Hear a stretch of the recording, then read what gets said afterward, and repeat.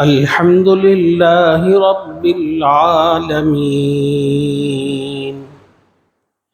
والعاقبة للمتقين والصلاة والسلام على أشرف الأنبياء والمرسلين أما بعد فقد قال الله تبارك وتعالى في كلامه المجيد والفرقان الحميد أعوذ بالله من الشيطان الرجيم بسم الله الرحمن الرحيم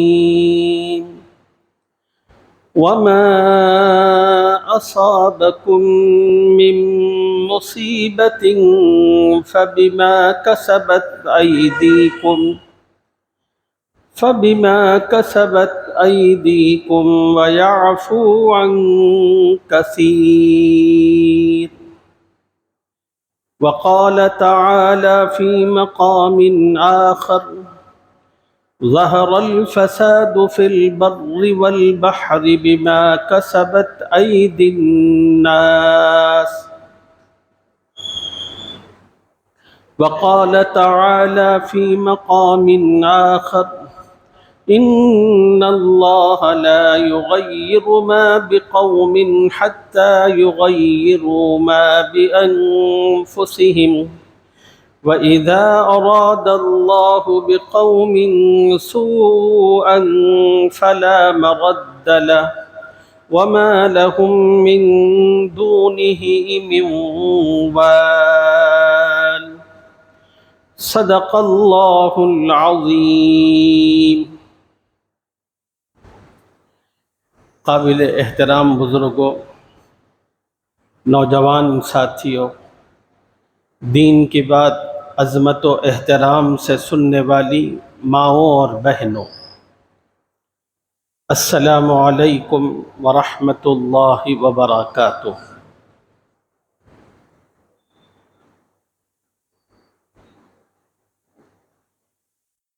اس وقت ہمارے ملک میں چاروں طرف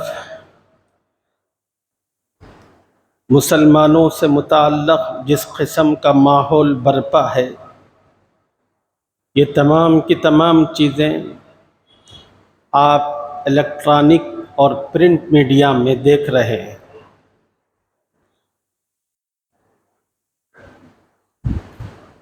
مختلف کلپ ان حالات سے متعلق واٹس ایپ پر وائرل بھی ہے۔ ابھی آپ نے سنا گڑگاؤں کے اندر گزشتہ ہفتے میں ایک مسجد کو نہ صرف شہید کر دیا گیا بلکہ اس مسجد کے جو امام تھے ان کو بھی درندگیت کی بھیٹ چڑھا دیا گیا۔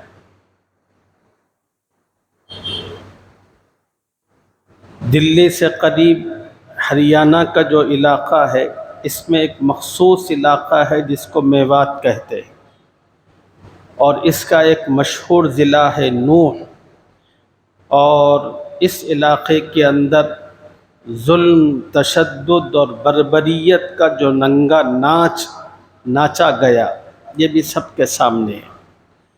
تقریباً 2 دنوں تک مسلسل مسلم محلوں میں، مسلم مکانات پر بلڈوزر چلائے گئے۔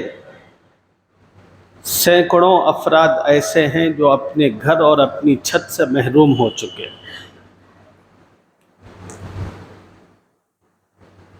مختلف مقامات پر ملک کے طول و عرض میں اسی قسم کے حالات ہیں۔ اب جب ان حالات کو دیکھتے ہیں تو فطری طور پر ذہن میں ایک سوال پیدا ہوتا ہے کہ مسلمانوں پر یہ حالات کیوں ہیں؟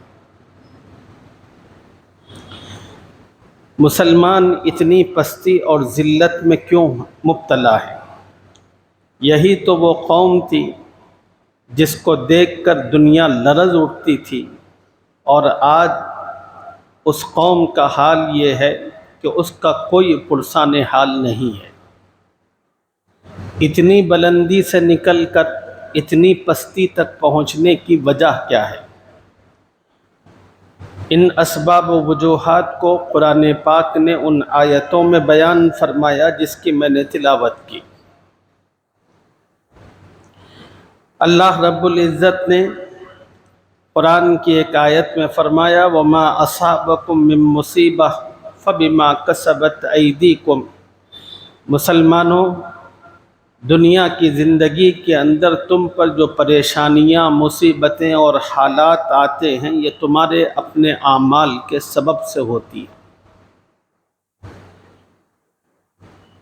قرآن کی ایک اور آیت میں اللہ تعالیٰ نے بتایا ظہر الفساد فی البر والبحر بما کسبت ایدی الناس۔ زمین اور سمندر میں جو فتنے فسادات رونما ہوتے ہیں یہ انسان کے برے اعمال کا نتیجہ ہوتے ہیں۔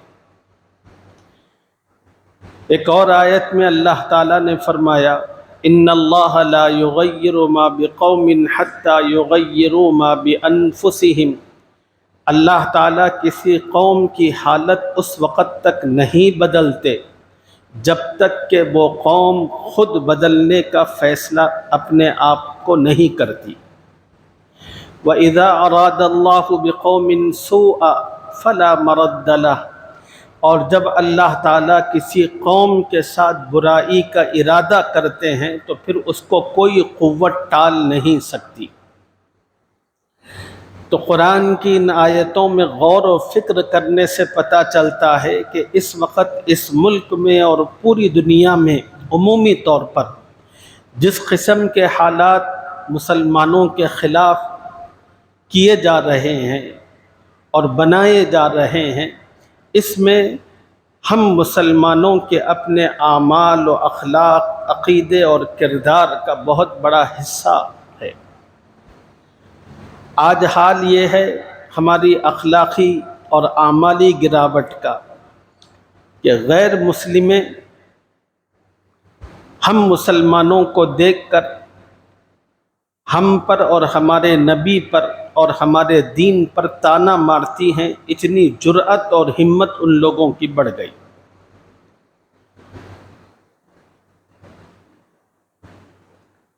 تو قرآن کی ان آیتوں کی روشنی میں اتنا تو معلوم ہوا کہ ہم پر حالات کا بنیادی سبب ہمارے اپنے اعمال ہیں۔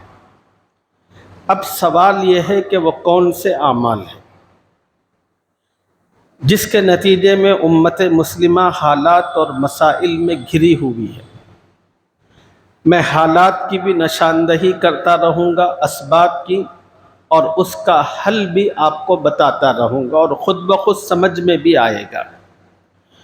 امت مسلمہ کی تباہی اور بربادی کے پہلی وجہ جو تمام علماء نے باتفاق بیان فرمائی ہے وہ ہے قرآن اور تعلیم قرآن سے دوری۔ ایک زمانہ ایسا تھا مسلمانوں پر کہ جب کوئی مسلمان صبح کے وقت میں اپنے گھر سے باہر نکلتا یا مرد حضرات نماز پڑھ کر مسجدوں سے باہر نکل کر اپنے گھروں کی طرف جاتے، شاید ہی محلے میں کوئی گھر ایسا ہوتا جہاں سے قرآن کی تلاوت کی آواز بلند نہ ہو رہی ہوتی۔ ہر گھر کے اندر تلاوت کا ماحول تھا، اور رسول اللہ صلی اللہ علیہ وسلم نے جو سماج اور معاشرہ مسلمانوں کا تشکیل دیا تھا مدینۃ المنورہ میں، اس کا حال یہ تھا کہ عشاء کی نماز سے فارغ ہونے کے بعد سب سے پہلے صحابہ جس چیز کی فکر کرتے وہ تھا سونا،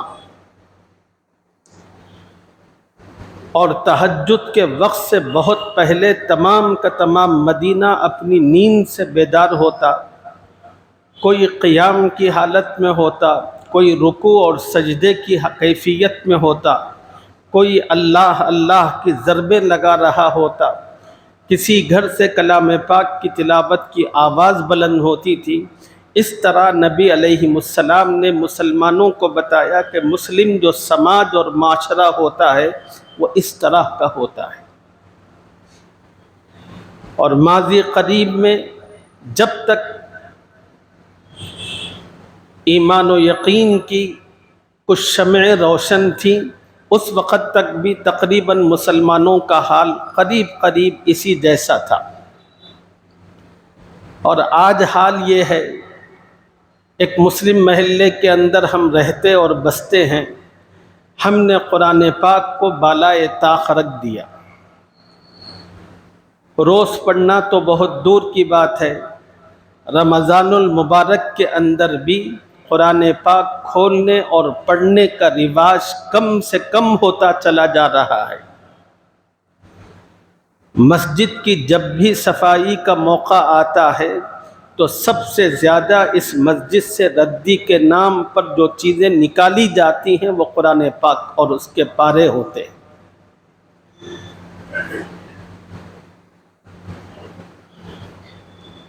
تو اس وقت امت کی تباہی اور بربادی کا بنیادی سبب یہ ہے کہ امت قرآن سے دور ہو چکی، اور اسی کا دوسرا حصہ ہے کہ امت تعلیم قرآن سے بھی دور ہو چکی ہے۔ آج دیکھیے کہ ہم لوگ اپنے بچوں کو جو تعلیم دلاتے ہیں، اس تعلیم کے اندر ان کی کتنی فکر کرتے ہیں۔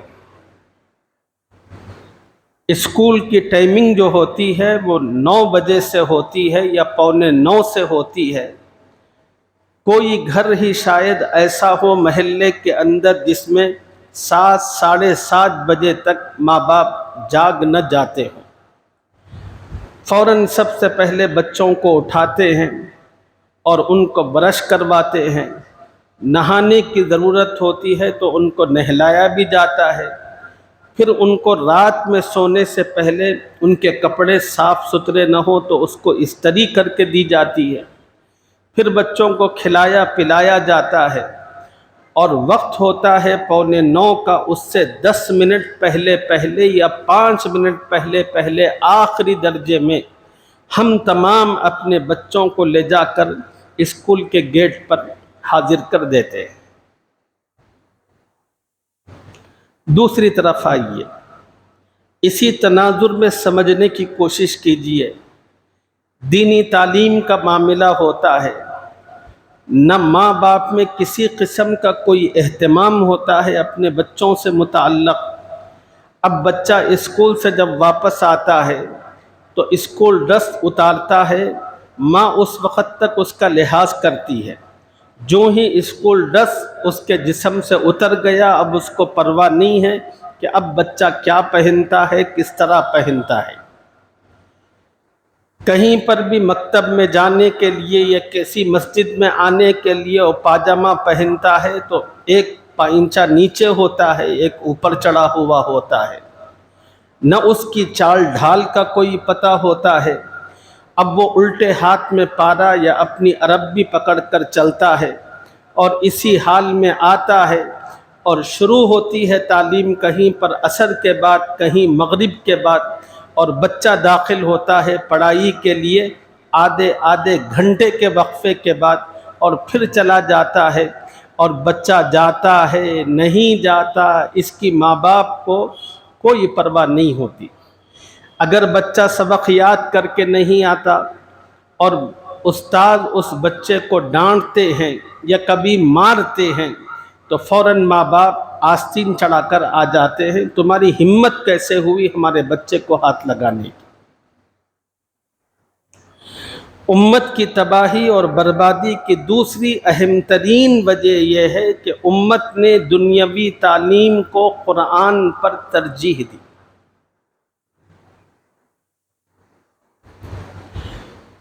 اب اسی مجمع کے اندر دیکھیے، میں آپ کو شرمندہ کرنا نہیں چاہتا اگر میں کہوں کہ بھئی اپنے اپنے ہاتھ اٹھاؤ اور بتاؤ کہ کتنے لوگ ہیں آپ میں سے جو قرآن پڑھنا جانتے ہیں۔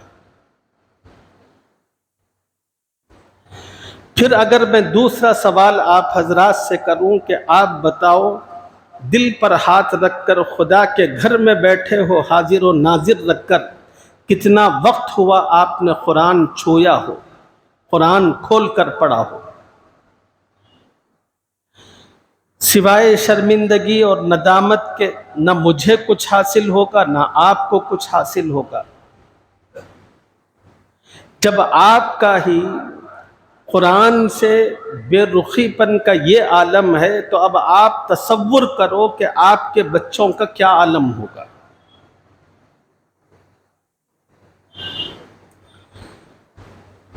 مولانا علی میاں ندوی رحمہ اللہ نے بڑی خوبصورت باتیں اس مناسبت سے بتائی ہیں۔ حضرت کی باتوں میں دو باتیں میں آپ کی خدمت میں عرض کرنا چاہتا ہوں۔ مولانا علی میاں رحمہ اللہ ان بزرگوں میں ہیں، ان اللہ والوں میں ہیں جنہوں نے ماضی قریب میں اپنے علم اور اپنے کردار اور اپنے اخلاق کے ذریعے سے گہرے نقوش امت پر چھوڑے، اور جن شخصیتوں سے اس امت کو بے انتہا فائدہ پہنچا ان میں ایک شخصیت مولانا علی میاں کی تھی۔ مولانا علی میاں کی وہ شخصیت تھی کہ ان کا انتقال لکھنؤ میں ہوا، ان کی نماز جنازہ حرم میں پڑھی گئی۔ اتنی بڑی علمی شخصیت تھی۔ انہوں نے مختلف موقعوں پر ملک کے آنے والے حالات کا احساس بہت زیادہ تھا، مسلمانوں کو جھنجھوڑنے اور جگانے کی انہوں نے اپنے حد تک جہاں تک کوشش ممکن تھی انہوں نے اس کا حق ادا کیا۔ اللہ ان کو اس کی جزا عطا فرمائے اور قبر کے اندر اللہ تعالیٰ اپنے انوارات کو داخل فرمائے۔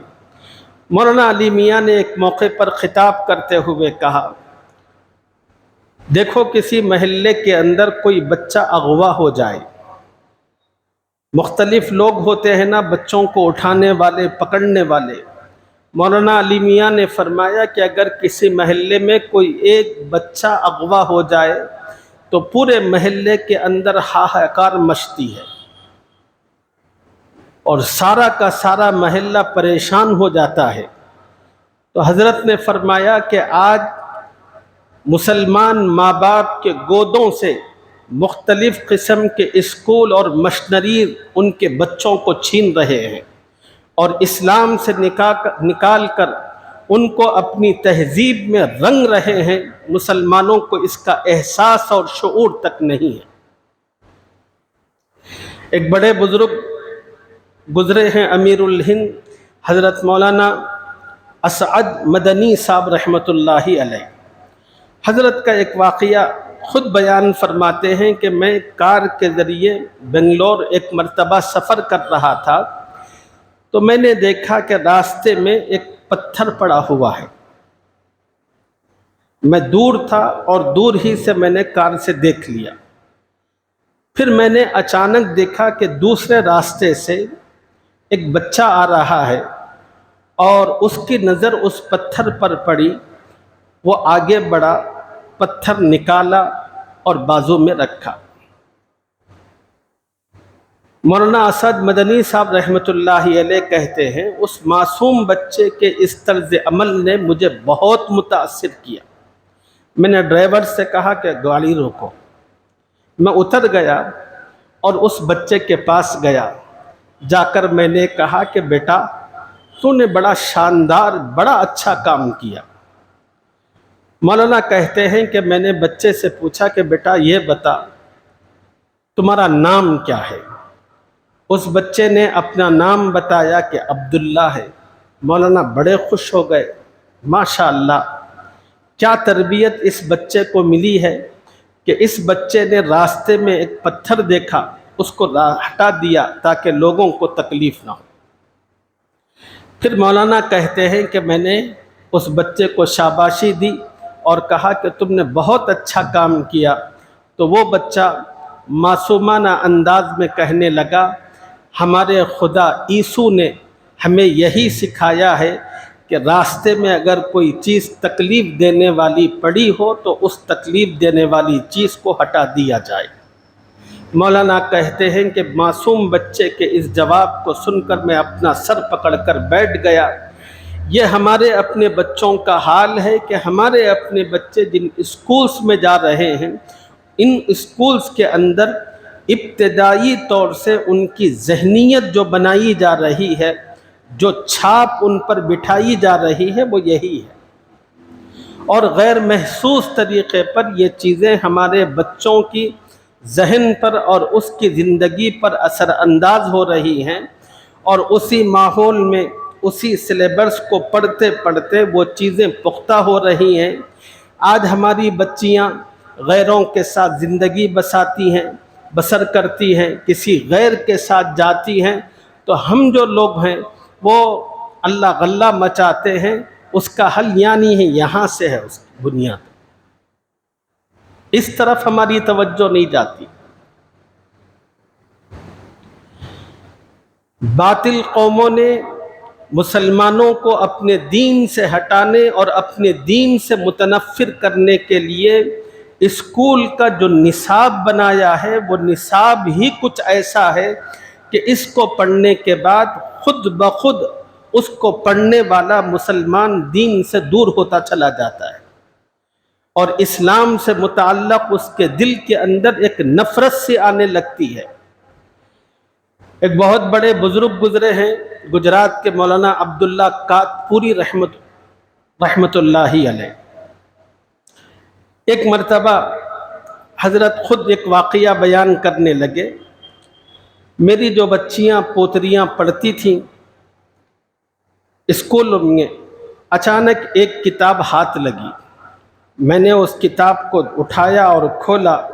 جو پہلا سبق تھا وہ یہ تھا کہ وہ سب کے سب اشعار تھے گجراتی زبان میں، جس کو کویتا کہتے ہیں، لیکن اوپر سورج بنا ہوا تھا، ایک چھوٹی سی بچی کی تصویر تھی جو سورج کے سامنے ہاتھ باندھ کر کھڑی ہوئی تھی۔ اب اس کا عنوان تھا اس کویتا کا، اس کہانی کا، ہم تیری قوت و طاقت کے سامنے جھکے ہوئے ہیں۔ اب یہ مضامین اور اس قسم کی تصاویر اور اس قسم کی چیزیں جب ہم ابتدائی سے دیکھتے رہیں گے اور پڑھتے رہیں گے تو دھیرے دھیرے ان بچوں کے اندر دین بیزاری کا جو لیول ہے وہ بڑھتا چلا جائے گا۔ یہی وجہ ہے کہ آج ہماری بے شمار بچیاں غیر مسلموں کے ساتھ اپنی زندگی بسر کر رہی ہیں اور ان کے ساتھ خوشی خوشی جا رہی ہیں، جہاں اور بہت ساری اس کی وجوہات ہیں۔ اس کی ایک اہم ترین وجہ یہ بھی ہے، اس لیے کہ ان کو ہم نے جو تعلیم اور ماحول فراہم کیا، اس تعلیم اور ماحول کے اندر دیوی دیوتاؤں کی جو نفرت ایک مسلمان کے اندر اسلام کی بنیاد پر، کلمے کی بنیاد پر ہونی تھی، اس نفرت کو ان کے دل سے ختم کر دیا گیا۔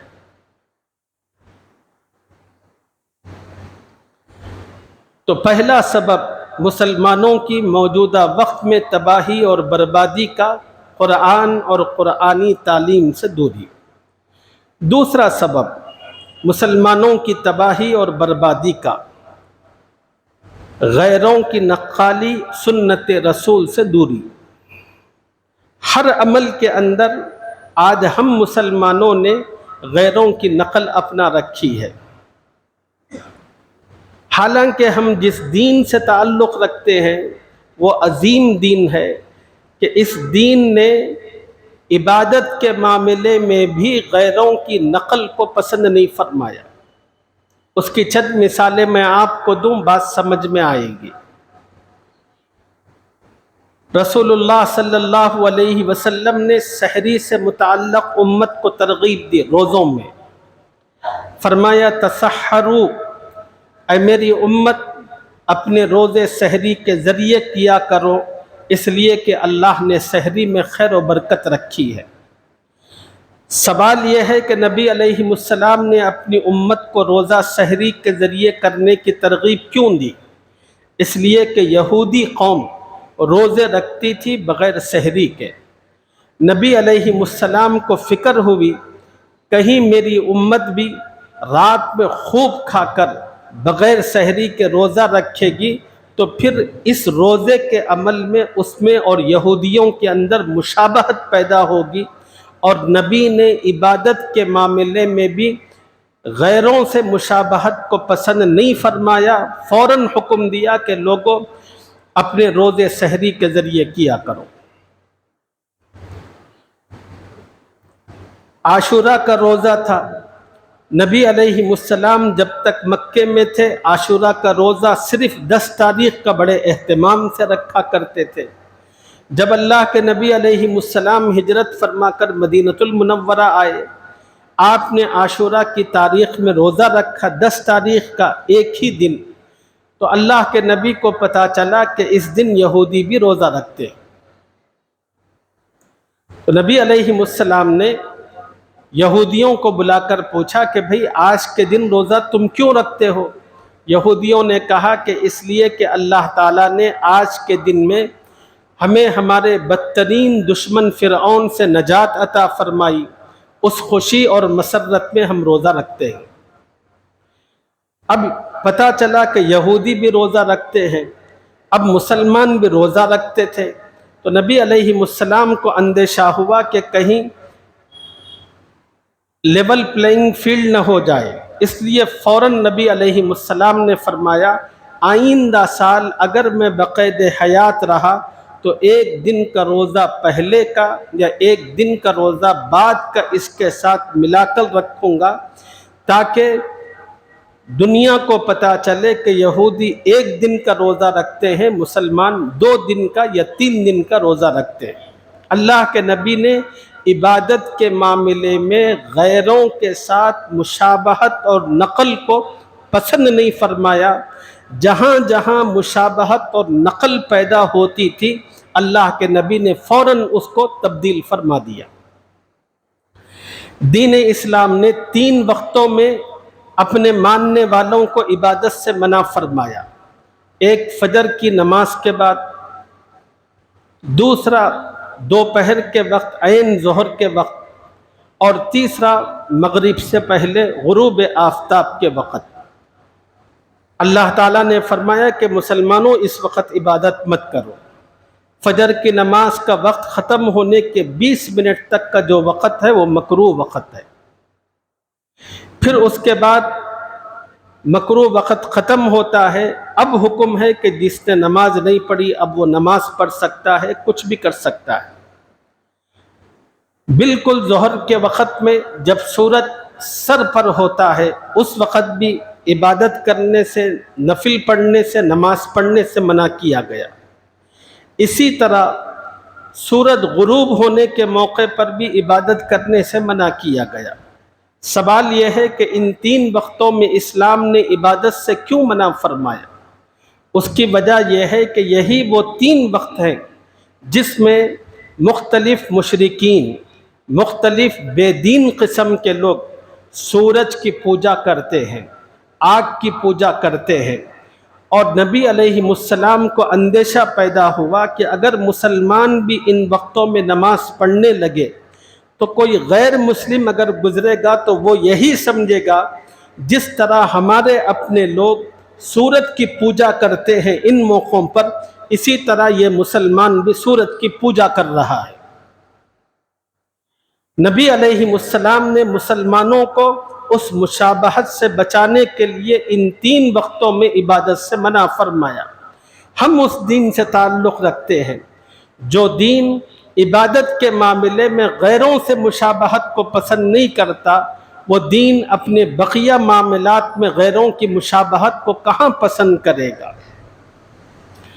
اور آج ہماری تباہی کی بنیادی سبب یہ ہے کہ ہم نے نبی علیہ السلام کی سنت، آپ کی تعلیم، آپ کا طور و طریق جو دنیا و آخرت میں ہماری کامیابی و کامرانی کے لیے بہت کافی تھا، ہم نے اپنے نبی کے طریقوں کو، آپ کے طرز زندگی کو ہٹا کر بازو میں رکھا، غیروں کے جتنے طریقے تھے ان تمام طریقوں کو اپنی زندگی میں اڈاپٹ کر لیا۔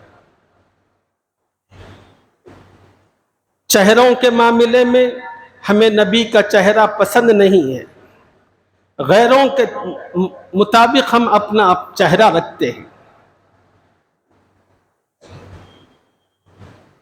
روایتوں میں آتا ہے کہ رسول اللہ صلی اللہ علیہ وسلم کی خدمت میں ایک مرتبہ کسریٰ کے 2 قاصد آئے، ان کے چہرے صاف تھے اور مونچھیں بڑی ہوئی تھی۔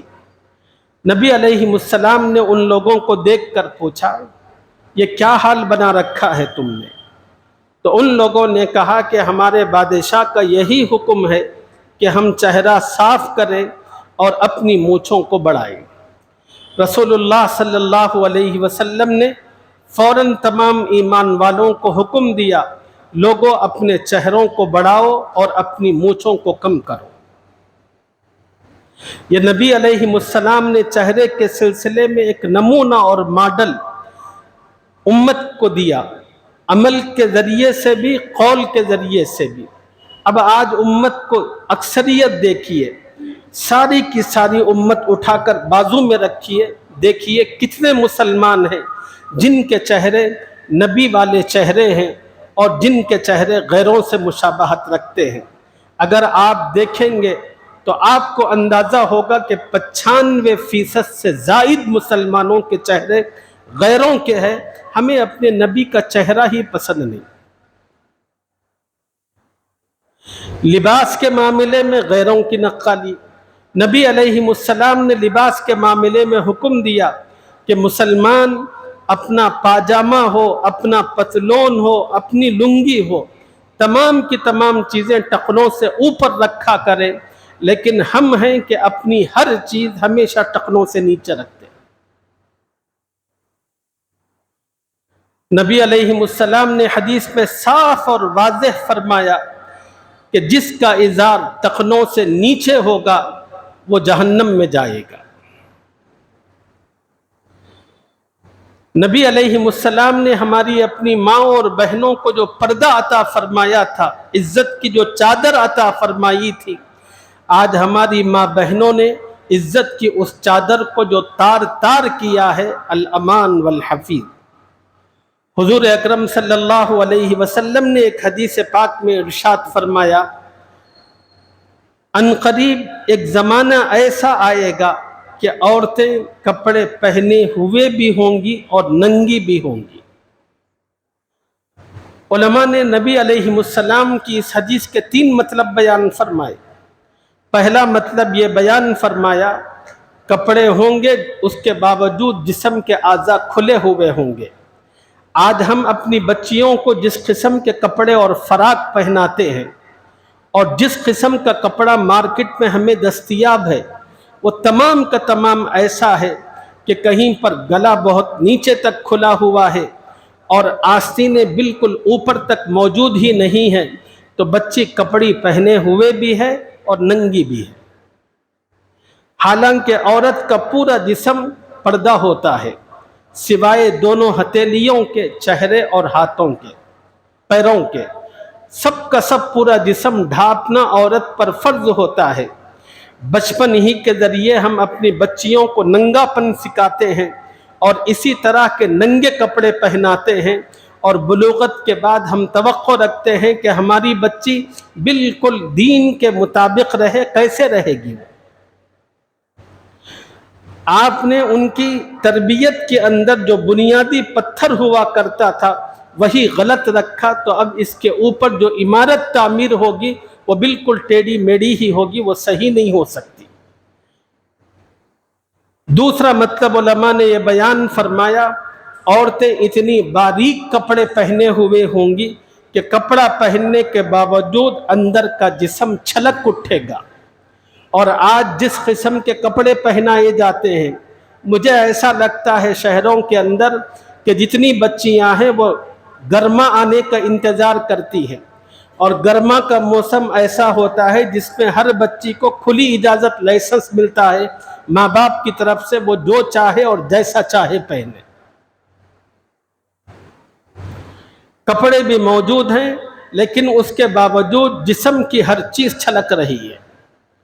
اور تیسرا مطلب علماء نے اس حدیث کا یہ بیان فرمایا ہے، عورتیں کپڑے اتنے چست پہنیں گی، اتنی تنگ اور ٹائٹ پہنیں گی، کپڑے پہننے کے باوجود جسم کے ہر عضو کا سائز نمایاں ہو کر نظر آئے گا۔